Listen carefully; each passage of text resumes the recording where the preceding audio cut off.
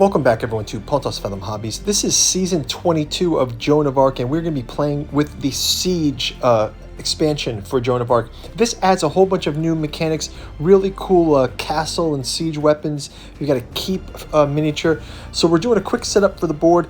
I'm going to break this out into a rules review in this round, and then we'll go into a setup of the scenario in the next video. And then we'll jump right into round number one. So we'll fast forward through the setup. Guys, in the meantime, like and subscribe if you like what we're doing here. Go check out our paint through video. Check out our Patreon. Really appreciative for all your guys' support. And we will jump into the explanation of Joan of Arc siege rules right after this fast forward.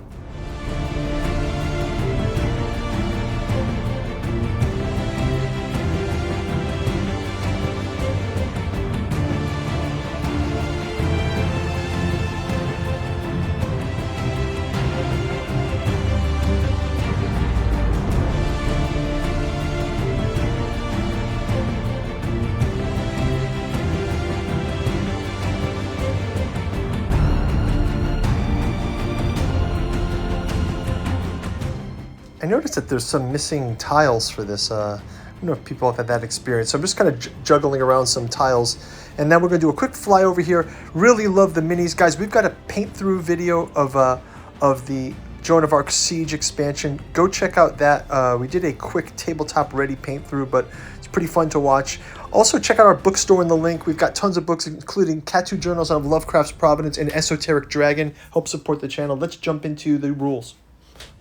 So I think before we jump into the setup for season 22, I thought I'd just use an episode to talk about just the rules of Joan of Arc Siege, right? So let's take a look at. So yeah, we'll do in the next one we'll do the setup for the Siege of Calais, the scenario setup.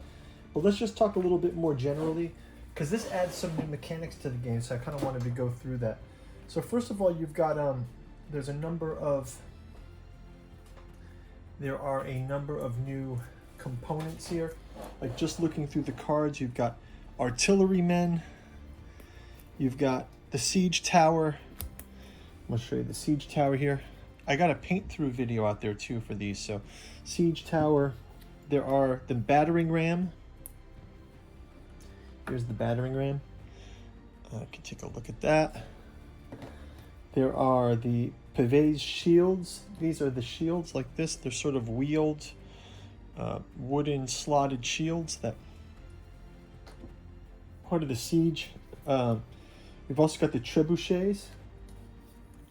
Again, we looked at these in the paint through round. They actually have some moving parts here. And ballistas.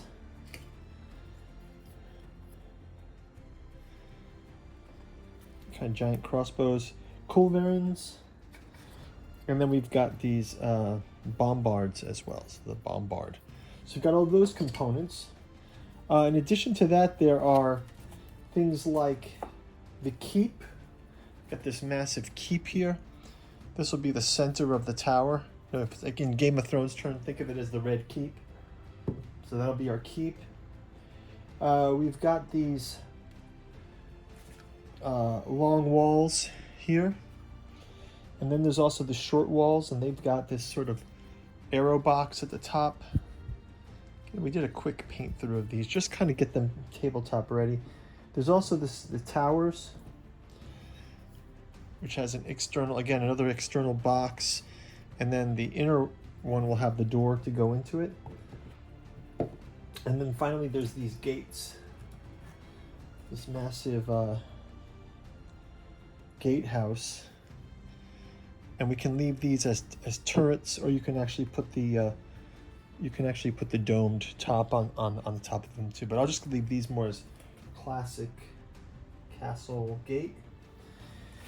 Okay, so let's go into the Art of Siege during the 100 Years' War game. But just kind of a high-level rule setup. What this new mechanism introduced. So there's also these palisade walls, and you've got ladders as well too. So these ladders can kind of go up the wall. And you've got these palisades for can be part of your siege technique. So first of all, we've kind of gone through the elements of a siege. Let's talk about There's also the moat you can see around this castle wall here. There's a moat piece. So you get this concept of fortification or the rubble of the fortification. And then the inside of the wall and outside of the wall can be components of the positions. So inside and outside of the castle, and then the actual wall, or when it's ruined, it'll be the ruined wall. And there are some rules about destruction of fortification. So we can just see through that. It says each fortification has a resistance value ranging from 1 to 4. Certain war machines can perform damage on those. So I think what all of these kind of come down to is there's an additional phase that's called the siege phase, and you get 3 rounds of the siege phase in each game, and it comprises of a number of new mechanics. So one of the mechanics we'll have are some new tokens. So we've got morale and supply tokens, and these are both for the besieger and the besieged. Right, they'll have morale and supply tokens, and then they will also have some different cards, which are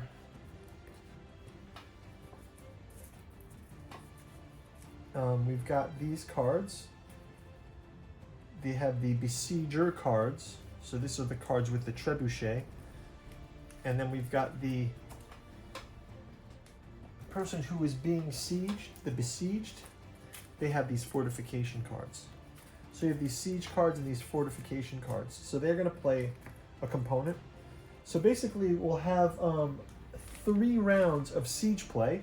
Then the siege phase ends, and we'll move into the full play. So we'll walk through it briefly, and then you guys will see how it works in the gameplay. It'll be my first time doing it too, but just trying to go through the rules here. So it says playing around. First player draws 5 cards from their respective decks. So we'll get 5 cards from the siege deck and sort of the attack and then defense deck, we'll call it.